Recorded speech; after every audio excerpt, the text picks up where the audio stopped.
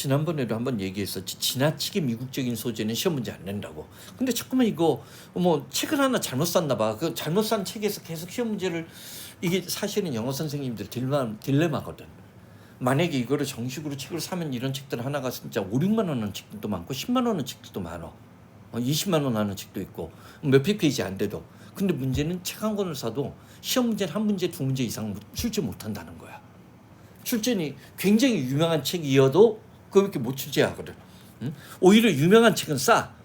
유명한 책은 뭐 10,000원, 20,000원 정도면 살 수 있는데, 이런 뭐 아까 여기 보면 내가 선생님 출전 알아봤지. 뭐 이런 거 이거 뭐 아무도 안 보는 책이거든. 이거 스포츠 마케팅 누가 보겠어? 책 한 권 사봐야 그러면 이건 손해거든. 그러니까 뭐 조정식한테 10만 원, 20만 원에 문항당 15만 원, 20만 원에 팔았다는 게 이해가 되기도 해. 어쨌든 왜냐면 문제 하나밖에 못 만드는 거거든. 응? 하나는 두 개밖에. 자, 봐봐.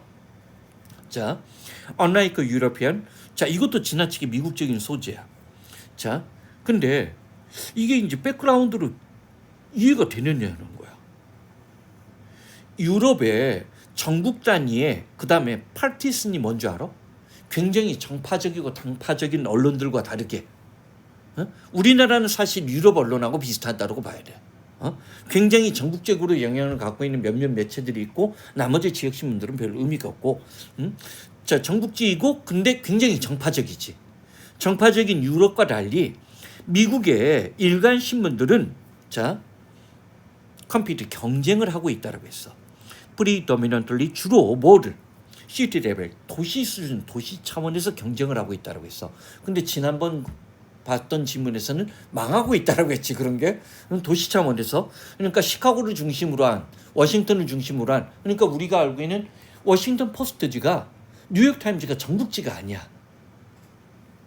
워싱턴에서 발행되는 거야. 다만 이제 워싱턴은 세계적인 정가기 때문에 신문 구독률이 우리보다 훨씬 높아. 뉴욕 타임즈도 마찬가지야. 기본적인 뉴욕을 배경으로 찍어냈지만 뉴욕의 세계적인 뉴스의 기업들이 뉴욕 타임즈의 종이신문을 구독을 한다는 거지. 무슨 말인지 알겠지? 그리고 거기에 유명한 카페들 같은 경우는 그런 걸 구독 안 하면 단골손님이 아니 왜 신문이 오늘은 없어요? 뭐 이런 얘기를 할 수 있는 거야. 근데 우리나라는 여의도에 그런 게 있냐는 거야. 응? 선생님 여의도도 가봤지만 여의도에서 신문 구독 안 하거든. 여의도에 온 뭐 정치가가 신문 좀 볼까요? 그럼 병신 같은 소리 하면 주인이 나가세요. 의원님 필요 없어요. 응? 뭐 그럴 수가 있기 때문에 우리하고는 좀 안 맞는 거야, 정서가. 응? 어쨌든 미국의 일간 신문은 지난번에 봤던 것처럼 도시 단위에서 주로 경쟁을 벌인다고 했어. 그러면 그때도 선생님 circulation이 뭔지 얘기했지. 응? 배포 범위. 자, circulation 순환 회전 뭐 그런 뜻이 있지만, 따라서 일간 신문들이 자, 자기들의 어떤 배급 범위는 주로 뭐에 의해서 바운디드 경계가 지어지냐면 거리래. 자, 다른 도시로부터의 거리고, 또한 each time publication, 이거는 자연스러워.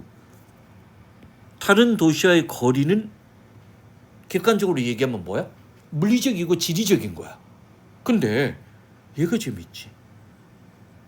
신문을 발행하는 시간에 의해서 경계가 지어진다고 했어. 재밌지? 이런 게 이제 낯선 소재를 이용한 기법이야. 공간적이고 지리적. 예를 들어서 워싱턴 포스트지가 워싱턴에서만 출간한다는 것은 말이 된단 말이야? 근데 출간 시간이 중요하대. 그러면서 19세기 후반에는 스트리트카, 이게 마차였는지 뭐였는지 뭐였든 그리고 그 다음에 20세기는 모터트럭, 자, 움직이는 어떤 화물차들이 자, 신문에 시간에 맞춘 배달이야. 타임리가 형용사야. 시간에 맞춘 배달을 가능하게끔 만들었다고 했어. Over a larger region. 그러면 봐봐. 19세기에는 마차 같은 것들이 있었고 20세기에는 화물차 같은 것들이 자, 도시의 영역을 결정짓는 거야. 그러니까 행정구역 단위의 도시야 교통수단, 배급수단이 결정하는 거야. 배급수단이 자, 이 시에서 만들어지는 이 시라고 만들어진 시 단위의 경계를 결정짓는 거야. 그러면서 재밌는 얘기 나와. 그리고 동일한 도시에 서로 다른 어떤 경쟁을 벌이고 있는 신문들은 자, 뭐를 조우주 선택하는데 제한을 하거나 자, 얼마만큼 배급 범위를 확산시킬까를 자신의 어떤 물리적인 어떤 배급 범위를 결정을 내렸어. 그리고 에디토리얼 커버리지, 편집진들이 다루고 있는 취재 범위. 자, 뭐를 자신들이 생각하는 중심 도시로부터의 서로 다양한 반경 거리겠지. 그러니까 만약에 시카고에서 시카고 트리뷴즈라는 유명한 신문이 있어.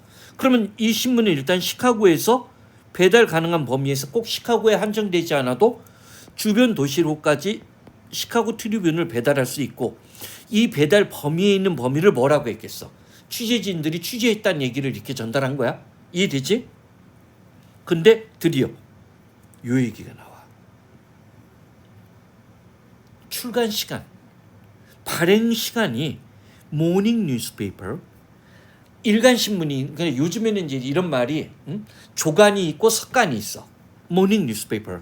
자, 그러면 일반적으로 조간 신문은 언제 인쇄가 돼? 그 전날 밤에 인쇄가 되겠지. 아침에 나와야 되니까. 따라서 당연히 over wider range, 더 넓은 범위를 배포할 수 있는 거야. 왜 그럴까? 새벽 시간에 교통체증이 없는 상태에서 자, 자기들이 어떤 배달차나 마차가 더 먼 데를 갈 수 있겠지. 보통 신문이 옛날에 선생님 기억에 1시에 나오는 신문, 1시에 초판이 나와.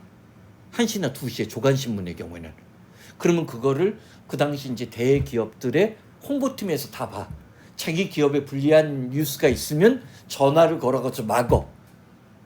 그래서 이제 3시에 나오는 판에서 그 내용이 바뀌고 4시, 5시 보통 그때 돼. 근데 그 시간대는 도로 상황이 어떠래?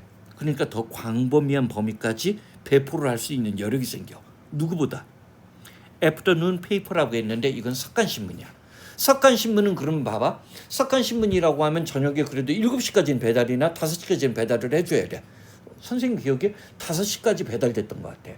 선생님 어렸을 때 신문을 아버님이 여러 개를 구독하셨거든. 그러면 이거는 한낮에 교통체증이 있는 상황에서 배달이 돼야 되니까 배달거리가 조간에 비해서 석간은 뭐야? 그래서 우리나라에서 석간은 나중에 거의 다 일찍 다 망했던 것 같아. 조간에 비해서도. 그러나 대체로 내용적으로 이해되지? 응? 그러니까 이런 게 낯설은 소재 기법이야. 요즘에 조간 석간을 요즘 세대들이 얼마만큼 알고 그게 뭐 언제 윤전기가 돌아간다는 생각을 해본 애들이 누가 있겠어. 오케이? 자, 대체로 그러나 geographic area, 아까 얘기했던 우리 지리적인 범위,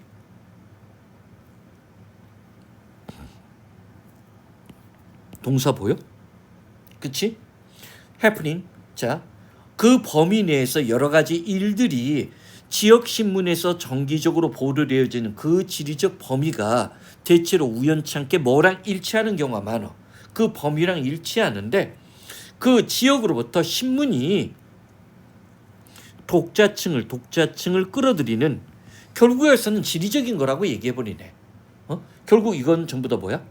지역신문의, 미국 지역신문의 배포 범위는 유럽과는 다르다는 얘기를 하면서 미국 신문의 어떤 지리적 배포 범위가 결국은 몇 가지 요인, 배달 범위, 자, 그 다음에 발행 시간, 그 다음에 지리적 요인, 이런 요인들에 의해서 자, 배달 범위에 의해서 결정되고, 그러면서 다루는 어떤 사건의 범위도 거기에 결정된다는 얘기를 하고 싶은 거지. 딱히 주제문은 있어 없어. 이런 걸 뭐라고 하냐면 TS 생략형이야. 종종 취재 기법을 써.